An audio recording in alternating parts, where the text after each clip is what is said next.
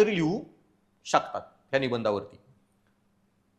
Then आजचा युवक संधी आणि चिंतेच्या वळणावर उभा आहे का. आता हा पण ज्याचा पेपर होता ना त्यांनी पण बघा हाच निबंध लिहिला, इथं अंडरलाईन केली म्हणल्यावर संधी आणि चिंतेच्या खाली. सो ज्या पोराचा हा फोटो ज्यांनी पाठवला त्यांनी पण हाच लिहिला असणार आहे किंवा ज्याचा सर्क्युलेट होतोय. So you today stands at the cross road of opportunity and anxiety. Okay, so आजचा युवक संधी आणि चिंतेच्या वळणावर उभा आहे. आता याच्यामध्ये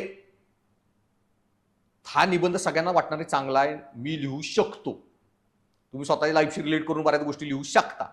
शक्यतो असे निबंध टाळायचे, नाहीतर खूप बॅकफायर होऊ शकतं. कारण जास्त चांगले पॉईंट नाही लिहिले तर चांगले मार्क येणार नाहीत.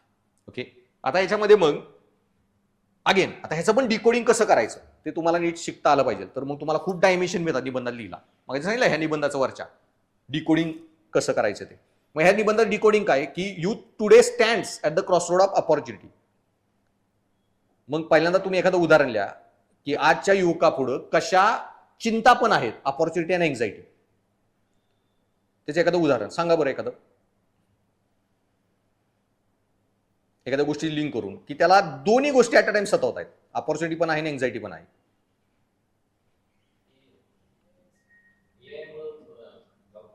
परफेक्ट, एआयचं उदाहरण लिहून टाका की एआयमुळे नवीन जॉब येत आहेत पण कुठला जॉब टिकेल नाही टिकेल, कुठल्या जॉबमध्ये रिप्लेसमेंटची गॅरंटी आहे आणि नाही गॅरंटी आणि टिकून राहील लॉंग टर्म मध्ये.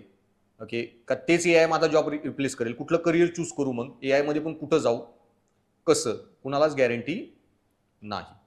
मग हे उदाहरण लिहू शकता. किंवा दुसरं अजून इंटरेस्टिंग करायला थोडं रोमॅन्टिसाइज करता आली पाहिजे. उदाहरण असले निबंध आहेत ना सिंपल वाले ते पण मग चांगल्या लेवल लिहिता आले पाहिजेत. रोमॅन्टिसाइज म्हणजे काय की हा जो निबंध आहे ना, तर माझ्या पुढं एकदा एक इन्स्टाचं पेज आलेलं, म्हणजे इन्स्टावर इमेज आली. ओके, त्या इमेजला मी स्टोरी बनवलं असतं स्वतःची आणि ते लिहिता आलं पाहिजे. त्याला म्हणतात अनेक्डॉट निबंधात लिहिणे. ते कसे लिहायचे मी शिकवेन तुम्हाला. 4 प्रकार असतात इंट्रोडक्शनचे. अनेक्डॉटनी लिहू शकता, स्टोरीनी लिहू शकता. म्हणजे अनेक्डॉट म्हणजे स्वतःची स्टोरी. स्टोरी म्हणजे एखाद्या माणसाची, बुद्धांची, महावीरांची, अशा स्टोरी लिहा. त्या नाही जमल्या तर स्वतःचा अनेक्डॉट बनवायचा. ओके, एखादी स्वतःची स्टोरी बनवायची. नाहीतर फॅक्ट, स्टॅटिस्टिक्स त्यांनी पण इंट्रो करायचा वगैरे, कोट वगैरे इंट्रो करायचा, ते सगळं शिकवेन. मग स्वतःची स्टोरी कशी करायची, तर त्या फोटोवरून मी माझी स्टोरी, म्हणजे मी हा निबंध लिहित असेल तर मी इंट्रो कसा करेन ते तुम्हाला सांगायला उदाहरण. सो एके दिवशी मी माझ्या एमपीएससीच्या राज्यसेवेच्या अभ्यासातून थोडा वेळ काढून अभ्यास करून थकल्यावर बसलो होतो आराम करण्यासाठी. आणि त्यावेळी मी इन्स्टा पेज ओपन केलं आणि इन्स्टावर मला माझ्यासमोर एक इमेज पॉपअप झाली. त्या इमेजमध्ये एक फोटोग्राफर हेलिकॉप्टरमध्ये बसून एक खाली जनावरांचं शूटिंग करत होता किंवा फोटोग्राफी करत होता आणि दुसरीकडे एक ड्रोन कॅमेरा एक जनावरांचं वगैरे किंवा जंगलातील असं शूटिंग करत होता. आणि त्या इमेजवर लिहिलेले 20 वर्षापूर्वी आणि 20 वर्षानंतर असे शब्द होते. आणि ते इमेज पाहून माझ्या डोक्यात विचार आला की एका तांत्रिक बदलाबरोबर मोबाईल फोन, ड्रोनच्या टेक्नॉलॉजी बरोबर 3 लोकांच्या नोकऱ्या गेल्या. हेलिकॉप्टरचा मालक, हेलिकॉप्टर चालवणारा आणि तो फोटोग्राफर. 3 लोकांचे स्किल आउटडेट झाले. ओके, आणि तेच काम तंत्रज्ञानातलं एक ड्रोन हे बिना रिस्क, कमी खर्चात चांगल्या प्रकारे करत आहे. आणि तंत्रज्ञान या प्रकारे रॅपिडली आज गोष्टी बदलत आहे. आणि त्याच्यामुळे लोकांच्या किंवा तरुणांच्या मनात आणि माझ्याही मनात स्वाभाविकपणे चिंता निर्माण झाली. मग आज जे मी करत आहे ते 10, 15, 20 वर्षांनी नक्की असेल का की माझेही स्किल्स रिप्लेस होतील. पण त्याचबरोबर माझ्या मनात हेही आलं की आज तंत्रज्ञानाने जेवढे नोकऱ्या काढून घेतल्या त्याच्यापेक्षा कितीतरी जास्त नोकऱ्या आज जन्माला आल्या. ड्रोन आल्यामुळे आज कितीतरी लोक हे वाईल्ड लाईफ फोटोग्राफर झाले, नॉर्मल प्रोफेशनल फोटोग्राफर झाले.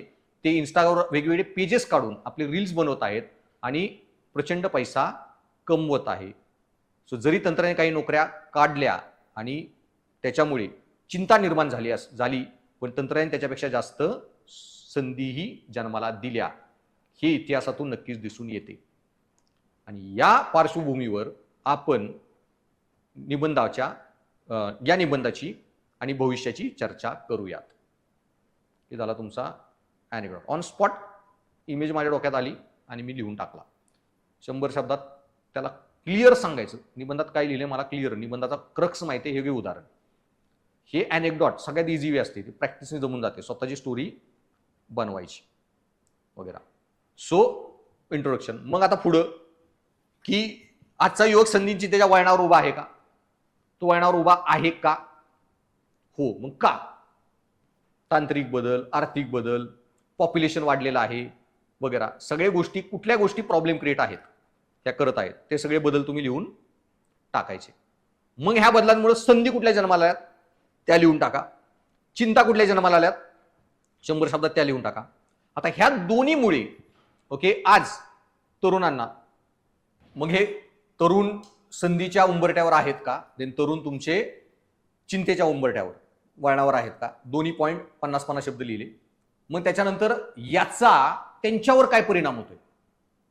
ओके, की म्हणणं काय त्यांचं की चिंता, या चिंतेमुळे काय काय परिणाम समाजात दिसून येत आहेत, की भाई सुसाईड्स वगैरे हे जे सगळे इश्यू आहेत.